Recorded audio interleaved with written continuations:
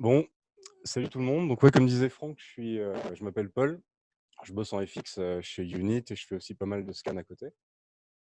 Donc ce soir, je vais pas parler de photogrammétrie, comme Franck a dit tout à l'heure. Est-ce qu'il y en a parmi vous qui connaissent un petit peu cette techno, qui ont déjà testé un petit peu? Non?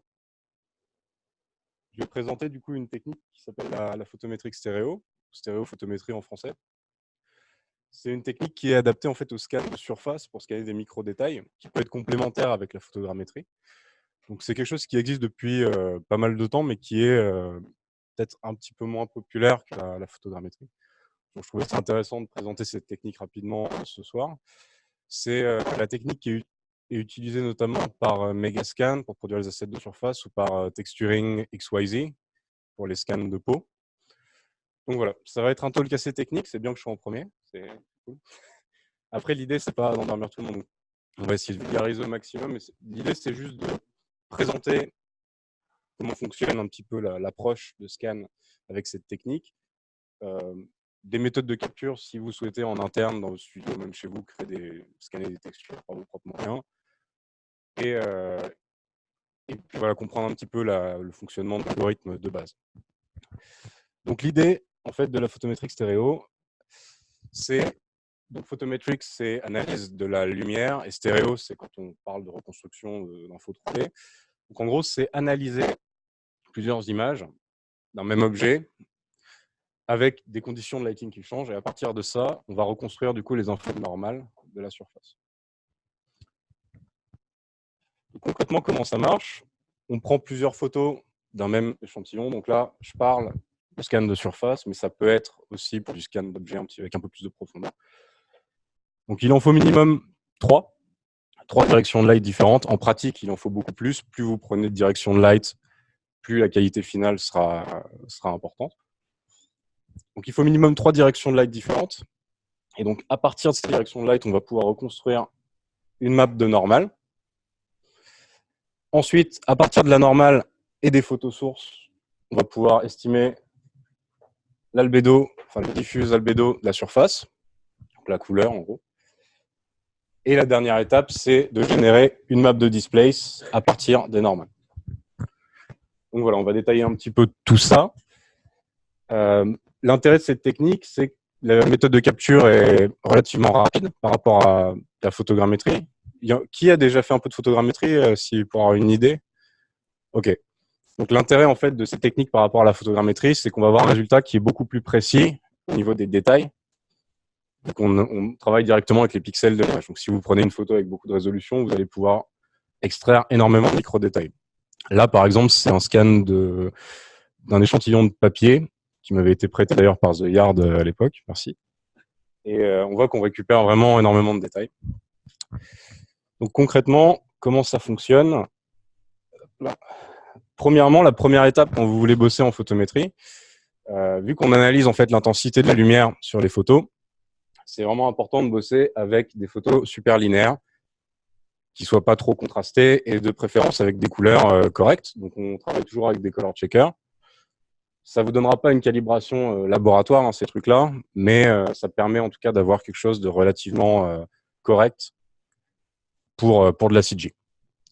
Donc la première étape, c'est après avoir pris les photos, il faut les développer. Et mine de rien, c'est une étape super importante, donc je trouvais ça important d'en parler. Fait par exemple de Camera Raw, ce qui est inclus dans Photoshop ou Lightroom. Et on peut voir que en fait, les couleurs qu'on a directement en sortie de Camera Raw sont loin d'être parfaites, et surtout loin d'être linéaires. C'est vachement trop contrasté.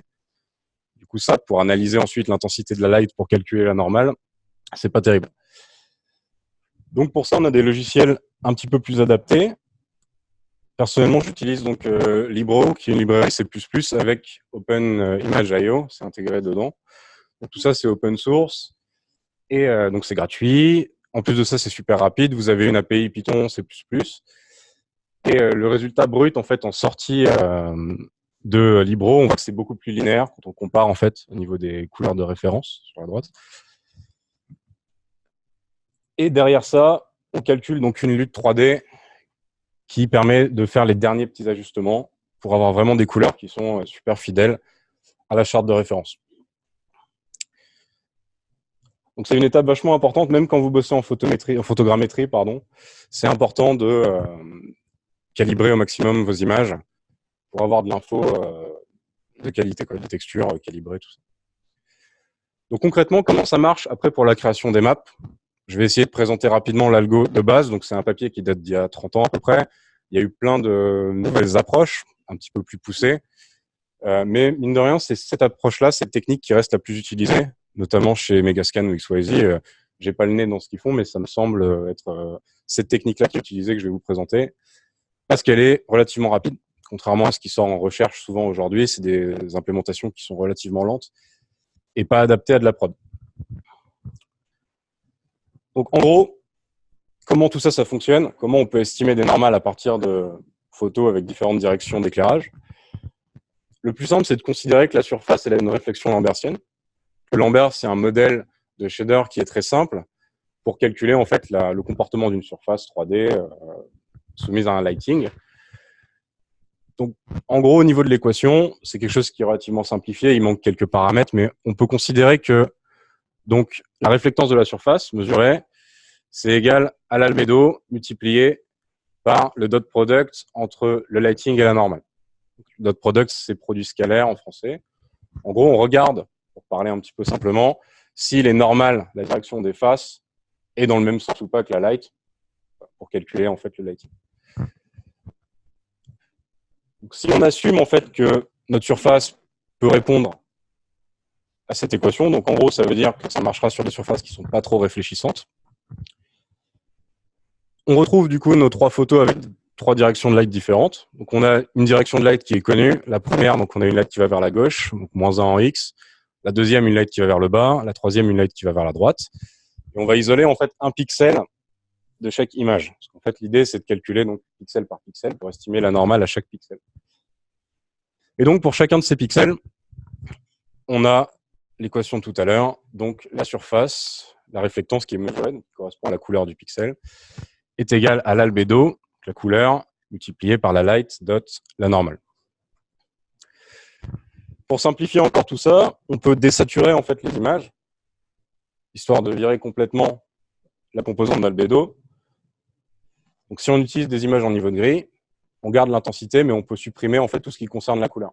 Et là, on obtient donc un set d'équations plus simple, où on a donc l'intensité mesurée, S1, ce serait plutôt I1 en l'occurrence, est égale à la direction de light dot la normale. Ce qui est intéressant de voir, c'est qu'en fait, la normale, c'est une constante, vu qu'on est sur le même pixel, sur toutes les photos, vu qu'on n'a pas bougé l'appareil, évidemment. On a en fait la normale qui est constante, et on n'a que la direction de light, en fait, qui change et qui est connue. Donc l'idée, c'est là où les maths commencent à être un petit peu plus techniques, c'est de minimiser tout ça pour trouver en fait la valeur normale qui permet de satisfaire le mieux possible toutes les différentes équations qu'on a ici. Donc pour ça, on utilise des approches avec des solvers type moindre carré, c'est le truc de base, qui permettent donc d'estimer la valeur de la normale. Donc voilà, c'était juste pour passer très rapidement sur le fonctionnement de l'algo. Je ne vais pas détailler plus que ça. Si vous avez des questions, on pourra en parler après.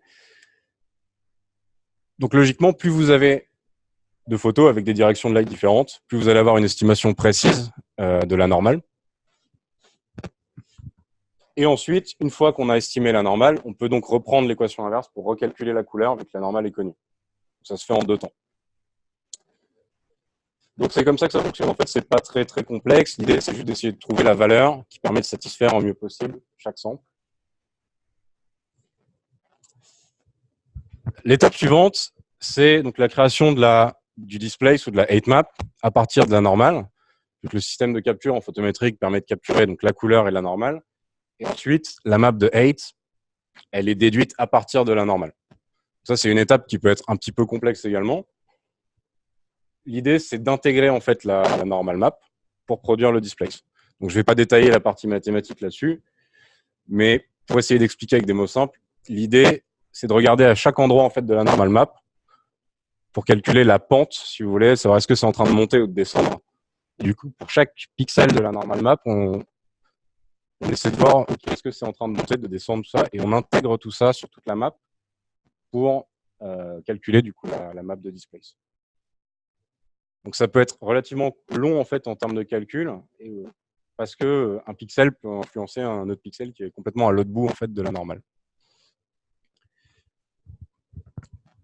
D'un point de vue technique, s'il y en a qui sont un petit peu plus intéressés sur la partie technique, en général, les solvers qui permettent de faire ça, c'est qu'on stocke en fait pour chaque pixel un set d'équations linéaires dans des matrices sparses, et après c'est intégré en un seul coup. Et c'est relativement compliqué à optimiser. Il y a quelques logiciels qui permettent de faire ça plutôt bien. En GPU, vous avez Knald qui fait ça très bien. Substance Designer de Algorithmic qui fait ça pas trop mal. Et vous avez également Substance Alchemist, le nouveau logiciel d'Algorithmic, qui a un filtre de normal to weight qui marche très très bien, et qui est très rapide. Donc l'avantage de la stéréophotométrie par rapport à de la photogrammétrie, c'est que ça marche très très bien sur les détails haute fréquence. Vous n'avez pas de noise comme on peut avoir sur les scans en photogrammétrie. Point très important, c'est que ça ne dépend pas en fait des features de la surface. En photogrammétrie, pour rapidement expliquer le concept, même si beaucoup d'entre vous ont déjà fait, on prend plusieurs photos en se déplaçant, ça détecte des features intéressantes dans les images, et ensuite ça estime la position des caméras, puis ça reconstruit un nuage de points 3D. Donc ça marche très bien pour scanner par exemple des objets, des personnages, des humains. Mais quand on veut vraiment du détail très fin, c'est limité. Et en plus de ça, ça dépend en fait de la texture de votre objet. Si vous essayez de scanner un mur blanc en photogrammétrie, ça ne marchera pas. Alors que cette technique-là, on l'a vu avec l'exemple du papier, ça marche très bien. En fait, ça ne dépend pas du tout des features que vous avez sur la surface. Et vous avez une diffuse complètement sans ombre, nickel, là où en photogrammétrie, ça peut être un peu plus compliqué. Les problèmes qu'on peut avoir avec la stéréophotométrie, c'est que par contre, sur les basses fréquences, ça n'a pas très bien marché. Et c'est le problème que vous avez sur pas mal d'assets de Megascan. Je ne sais pas s'il y en a d'entre vous qui ont utilisé un petit peu la librairie Megascan. C'est une librairie en ligne qui est faite par Quixel, où ils proposent des scans d'environnement. Et en fait, sur les scans d'environnement, vous voyez que sur les basses fréquences, c'est pas terrible, toujours, surtout sur les premières séries. Également, si vous avez des détails, des grosses variations de hauteur sur la surface, vous allez avoir des ombres projetées. Ça peut aussi être problématique pour le calcul. Et on a le decay de la lumière, l'atténuation en fait de la lumière qui peut aussi poser des problèmes. Parce que bien sûr, la formule de tout à l'heure, on assume que la lumière en fait est constante sur toute la photo, en tout point de la photo. Alors qu'en pratique, on sait qu'on va indiquer, donc l'intensité lumineuse va diminuer. Donc ensuite, voilà, je fais pas rapidement de polarisation croisée. C'est une technique de photographie qu'on utilise pas mal, associée du coup à la stéréophotométrie. Il y en a qui connaissent un petit peu ça, oui, peut-être.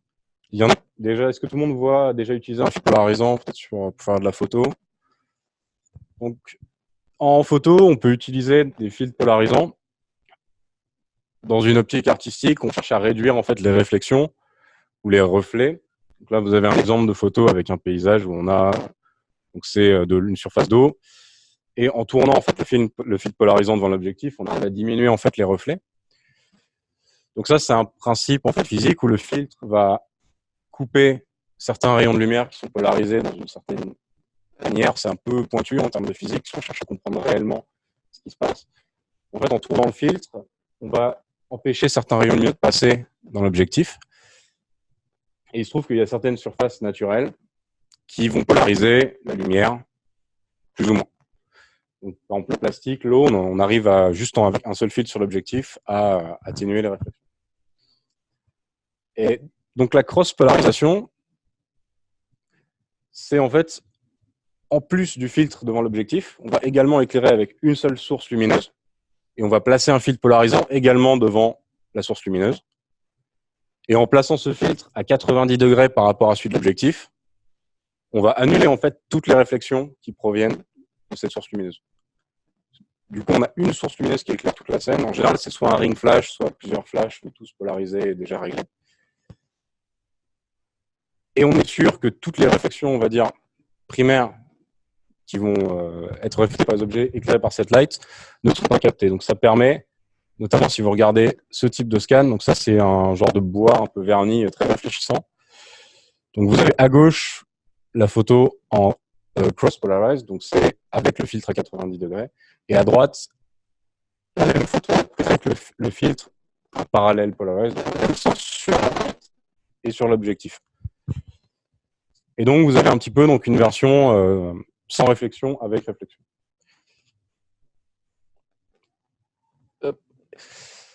Et du coup, en faisant l'opération, on peut soustraire la version sans réflexion à la version avec la réflexion, afin d'extraire en fait une espèce de underpass de la vraie vie de spéculaire, si vous voulez.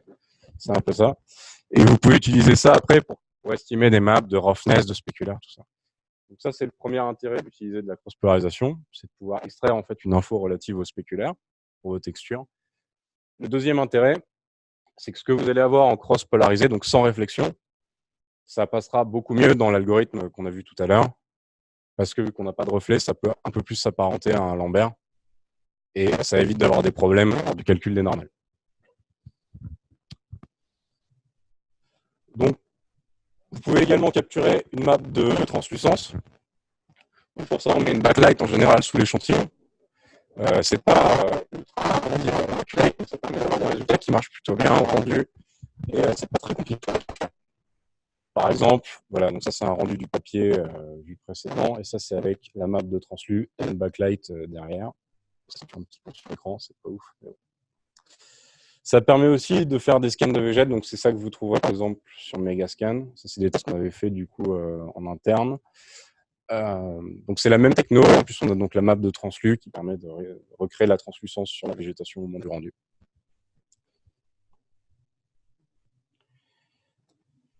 Au niveau des systèmes de capture, pour parler rapidement si vous voulez faire des tests, éventuellement pour tester ça. Donc ça, c'est une image que je trouve sur ArtStation, sur le ArtStation de Dave Rigali, qui travaille chez Ubisoft, il me semble, il faudrait vérifier, et qui s'est construit un système en fait un petit peu DIY, mais qui fonctionne. Donc c'est un rig où il peut placer son appareil. Il a déjà des flashs qui sont positionnés, et il peut prendre du coup toutes les photos nécessaires à la capture directement. Mais vous pouvez tout à fait avec tout simplement un trépied inversé. C'est mieux d'être à deux dans ce cas-là quand même. Vous placez l'échantillon en dessous et vous vous baladez autour avec la light pour capturer les différents illuminants que vous avez besoin pour faire le scan. En pratique, donc ça c'est un autre nom à Photometric Stereo, ça s'appelait RTI. Ça a été utilisé pas mal en fait aussi en histoire de l'art, pour faire des captures, etc.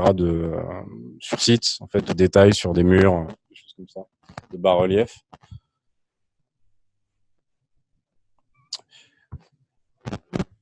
Voilà, ça c'est un autre exemple de scan sur du bois. Donc on voit qu'on arrive quand même à extraire des détails assez basse fréquence. On a quand même des cavités assez importantes. Et voilà. Je sais pas du tout ce que ça donne en termes de timing. Il est... Ouais. Ok, bon bah il reste 10 minutes. J'ai 5 minutes d'avance. Donc si vous avez des questions, éventuellement. Ouais. Là, pour le calcul de la normal to weight, tu veux dire?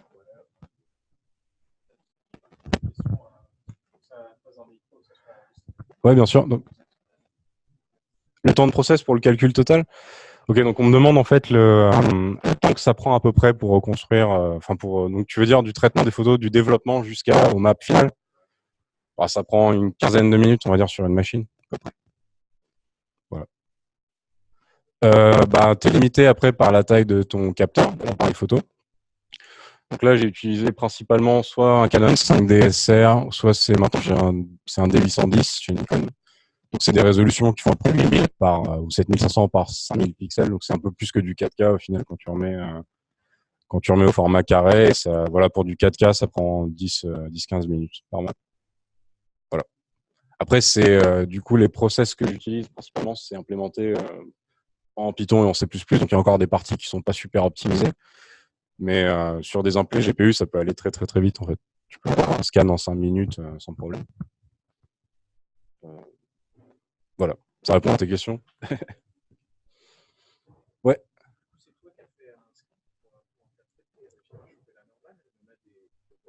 Alors, au niveau des logiciels, tu as plusieurs. Là, du coup, c'est un script que j'ai fait. Après, tu as plusieurs options si tu veux essayer de faire ça. Tu as donc Substance Designer qui te permet de faire ça à partir de plusieurs photos, mais disons que c'est très, très minimaliste en termes d'implay. C'est-à-dire que il t'oblige à faire certains angles de lumière. Tu mets toutes tes photos et ça te calcule la normale et la couleur.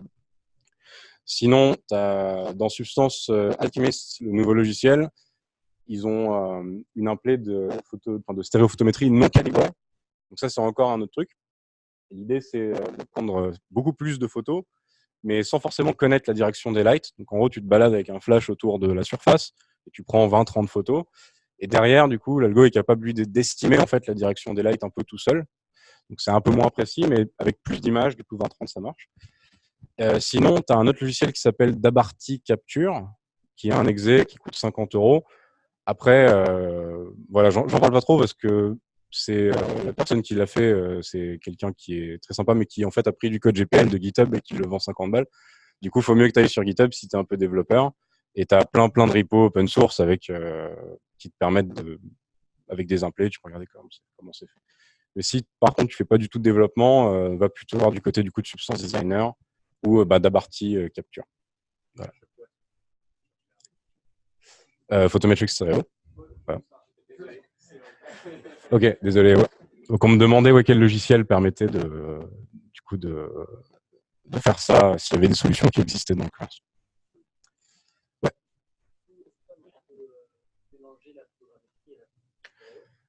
Alors,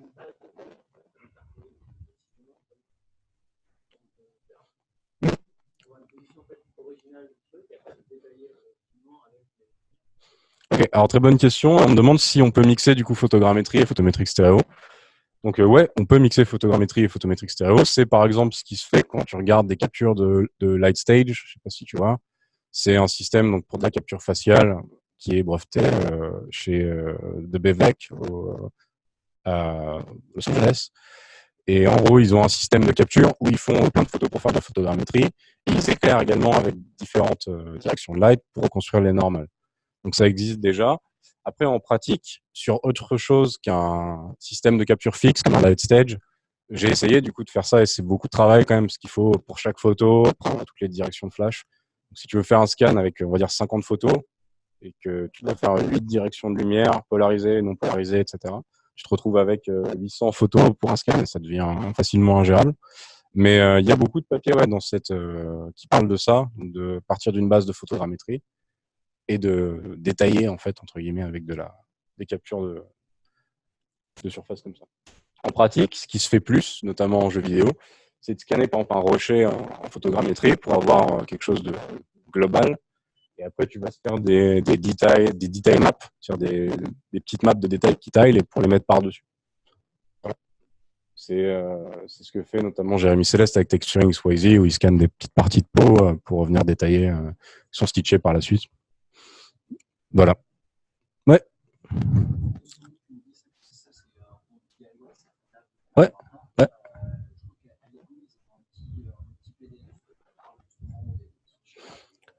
Ouais. Mm.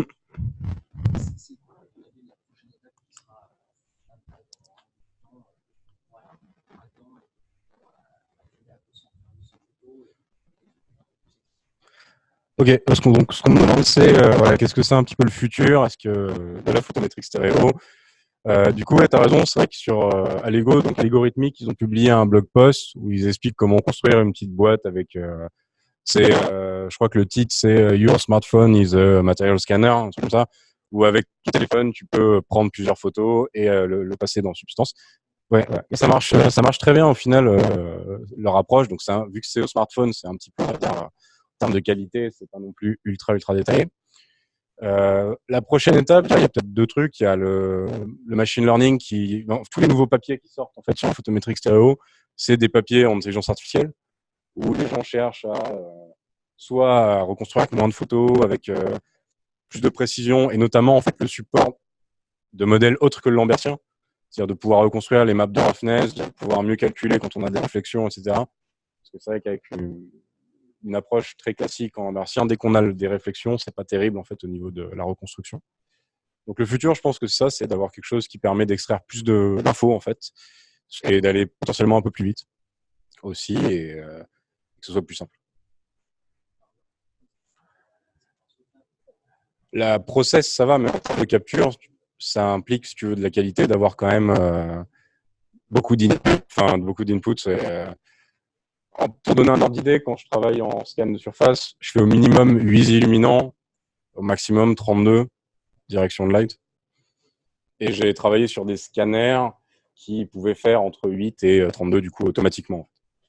Et pour des captures sur site au flash, je fais en général 8 parce que c'est assez galère de faire ça manuellement. Ouais. Comment faire tailler les maps? Ça, c'est une très bonne question. Alors, un peu comme tout le monde, j'ai envie de dire. Il n'y a pas trop de... Ouais, du coup, le problème de Photoshop, c'est que si tu te retrouves toutes les couches à faire tailler, c'est un peu compliqué. Non, j'ai des débuts de pistes, en fait, de trucs semi-automatiques pour le tiling. Après, tu as Substance qui le fait plus ou moins bien, mais quand tu fais travailler des grosses résolutions, c'est un peu compliqué, mais leur truc marche très bien. Et tu as aussi Artomatics, qui est un logiciel qui utilise pas mal d'intelligence artificielle, que j'ai pu tester en bêta il y a quelques années, qui marche très très bien, mais qui pour l'instant n'est pas vraiment distribué à part aux gros studios. Je sais que chez Weta, ils l'utilisent pas mal et ils en sont très contents. Ouais. Ouais.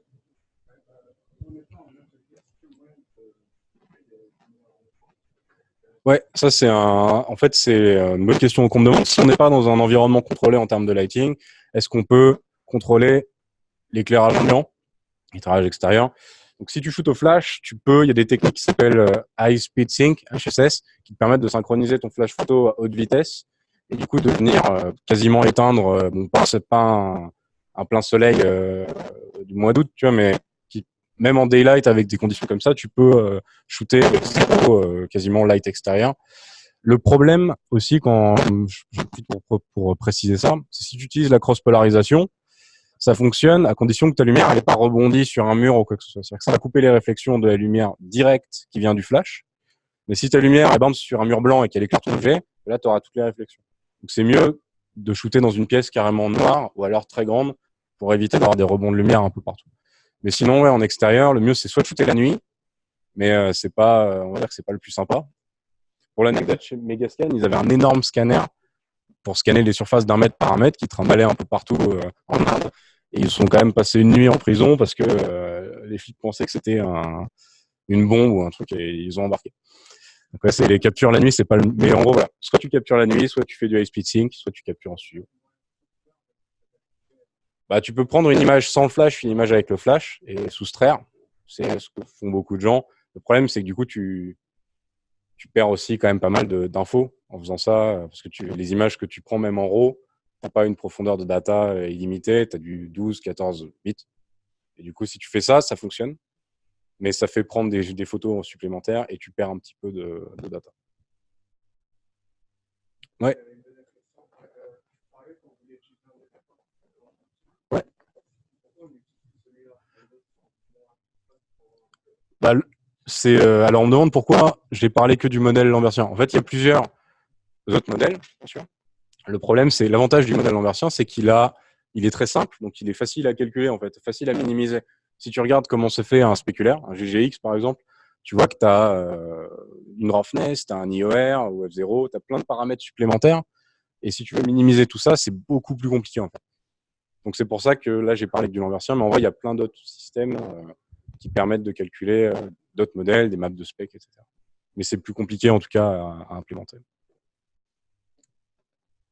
Good. Très bien. Bon, merci beaucoup.